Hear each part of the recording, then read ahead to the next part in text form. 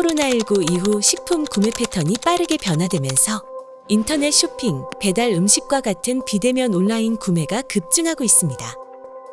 통계청에 따르면 지난해 온라인 쇼핑 식품 거래액은 약 36조 원으로 3년 새 2.5배 증가했는데요. 온라인 거래 증가와 더불어 원산지 표시 위반 사례도 증가하고 있어 수산물 원산지 표시 관리에 대한 소비자의 요구도 커지고 있습니다. 때문에 이번 교육에서는 수산물 원산지 표시 제도 중 통신 판매를 중심으로 살펴보도록 하겠습니다. 우선 수산물 원산지 표시 제도와 통신 판매의 정의부터 알아봐야겠죠? 먼저 수산물 원산지 표시 제도는 수산물이나 그 가공품 등에 대하여 적정한 원산지 표시를 하도록 하여 소비자의 알 권리를 보장하고 공정한 거래를 유도하기 위해 만들어졌습니다. 여기서 원산지란 어업 활동 및 양식 활동을 통해 수산물을 생산, 채취, 포획한 국가나 지역 및 해역을 말합니다.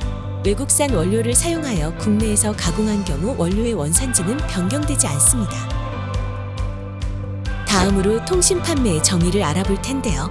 통신 판매란 농수산물의 원산지 표시에 관한 법률에 따라 우편, 광고물, 방송, 잡지 등의 방법으로 판매에 관한 정보를 제공하고 소비자의 청약을 받아 재화를 판매하는 것을 말합니다.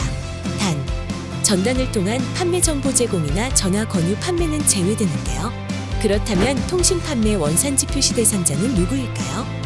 전자상거래 등에서의 소비자 보호에 관한 법률 제12조에 따라 신고한 통신 판매업자 또는 같은 법 제20조 제2항에 따른 통신 판매 중개업자가 운영하는 사이버몰을 이용하여 판매하는 자는 모두 통신 판매 원산지 표시 대상자에 해당됩니다. 통신 판매 시 먼저 수산물 원산지 표시 품목을 확인하는 것이 좋은데요.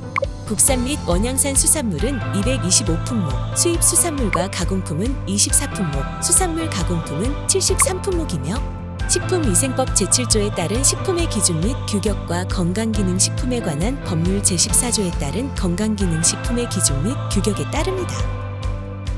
그리고 음식점 조리 판매용 수산물은 20품목으로 넙지, 조피볼락, 참돔, 미꾸라지, 뱀장어, 낙지, 명태, 고등어, 갈치, 오징어, 꽃게, 참조기, 다랑어, 아기, 주꾸미, 가리비, 우렁생이, 전복, 방어, 부새가 있습니다. 음식점 조리 판매용 농산물 9개 품목이 있으니 참고하시기 바랍니다. 지금부터 통신 판매 매체별 원산지 표시 방법에 대해 살펴볼까요? 먼저 인터넷, TV 등 전자 매체를 이용할 경우입니다. 원산지의 글자는 한글 표시가 원칙이며 한글 옆에 한문 또는 영문 등으로 추가하여 표시할 수 있습니다. 그리고 제품명 또는 가격 표시 주위에 원산지를 표시하거나 자막 또는 별도의 창을 이용해서 원산지를 표시할 수 있는데요. 이때 원산지가 표시된 위치를 꼭 명시해야 합니다. 또한 제품이 화면에 나타나는 시점부터 원산지를 알 수 있도록 표시해야 하고 글자 크기는 제품명 또는 가격 표시와 같거나 크게, 글자색은 제품명 또는 가격 표시와 같게 합니다. 별도의 창을 이용할 땐 전자상거래 등에서의 상품 등의 정보 제공에 관한 고시를 따릅니다. 라디오처럼 글자로 표시할 수 없을 때는 1회당 원산지를 2번 이상 말로 표시해야 합니다. 이해를 돕기 위한 예를 들어보겠습니다. 냉동 오징어링은 제품명 또는 가격 표시 주위에 원산지를 표시하였으며 조미김은 원산지 표시 품목이 많아 별도의 창을 이용해서 원산지를 표시한 것을 확인할 수 있습니다. 다음은 신문, 잡지 등과 같은 인쇄 매체를 이용할 경우의 원산지 표시 방법을 살펴보겠습니다. 전자매체와 동일하게 원산지의 글자는 한글 표시가 원칙이며 한글 옆에 한문 또는 영문 등으로 추가하여 표시할 수 있습니다. 그리고 제품명 또는 가격 표시 주위에 원산지를 표시하거나 원산지를 표시한 위치를 명시하고 그 장소에 표시할 수 있습니다. 글자 크기는 제품명 또는 가격 표시 글자의 2분의 1 이상, 광고 면적을 기준으로 8에서 20포인트 이상 표시합니다. 글자색은 제품명 또는 가격 표시와 같게 표시합니다. 이번엔 배달 음식처럼 통신 판매 제품을 소비자에게 제공할 때의 원산지 표시 방법을 알아볼 텐데요. 통신 판매로 주문받은 제품, 배달 음식 등을 소비자에게 제공할 때는 포장지에 원산지를 표시해야 합니다. 다만 포장지에 원산지를 표시하기 어려운 경우에는 개별 제품의 안내 전단 스티커 또는 영수증 등의 원산지를 표시할 수 있습니다.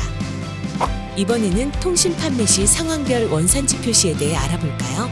국산 수산물은 국산이나 국내산 또는 연근해산으로 표시하며 양식 수산물, 연안 정착성 수산물, 내수면 수산물일 경우에는 생산, 채취, 포획한 지역의 시, 도명이나 시, 군, 구명으로 표시할 수 있습니다.